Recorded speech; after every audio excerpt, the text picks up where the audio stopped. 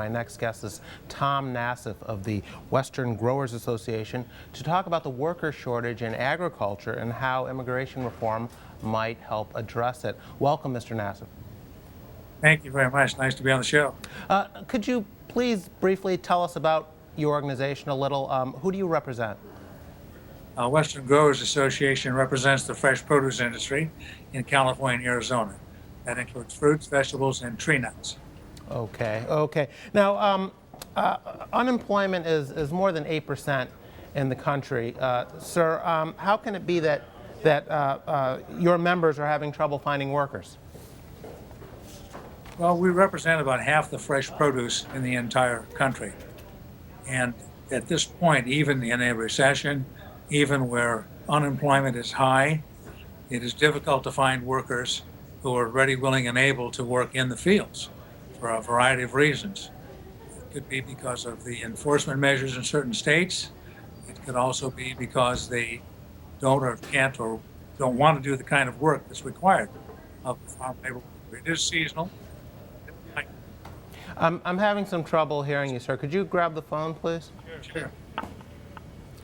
Yeah, I was just saying, is this better? Yes, that's better. You were mentioning some of the reasons you're having trouble finding workers. Now, we're having trouble finding workers for a variety of reasons. A lot of people just don't want to do the kind of work that's required to harvest a crop in the field, working outdoors in different kinds of weather. It's migrant work, so they have to follow the crops throughout California and Arizona in order to have more of a full-time kind of employment. And some of it's probably due to increased enforcement, either in the workplace or on the border. Okay, now some might say, why not just increase pay, and that'll draw more workers, particularly American workers who some argue would do these jobs if the pay was right. Well, I've asked the people who have suggested that if they know of any studies that will tell me how much we have to pay workers in order to get people who are here legally to do the work. No one has been able to come up with that number. I've asked the people who suggest that there are Americans who want to do the work who they're talking about. I asked them if they were willing to let their children do it, if they're raising them to be farm workers. They say no. I asked them if they know of any neighbors or friends that are raising their kids to be farm workers. They say no. So I'm not sure who they're talking about, and I'm not sure the level of pay it would take. Okay. Now, your organization thinks a guest worker program might help address some of these worker shortages, but don't we have guest worker programs already for agriculture workers? I mean, why aren't those working? We have a program under the Labor Code, Section H2A, and it allows us to first go to American workers for these openings and then to foreign workers if we can't get a sufficient workforce. The problem is the process is very complicated. You have to hire an attorney in order to interpret all the regulations and to fill out the papers. The Department of Labor does not have the manpower to field questions either on the phone or in person or in consulates, which are run by the State Department, in order to get the workforce. Sometimes you get the people when you need it. Sometimes you get them after the harvest is already over.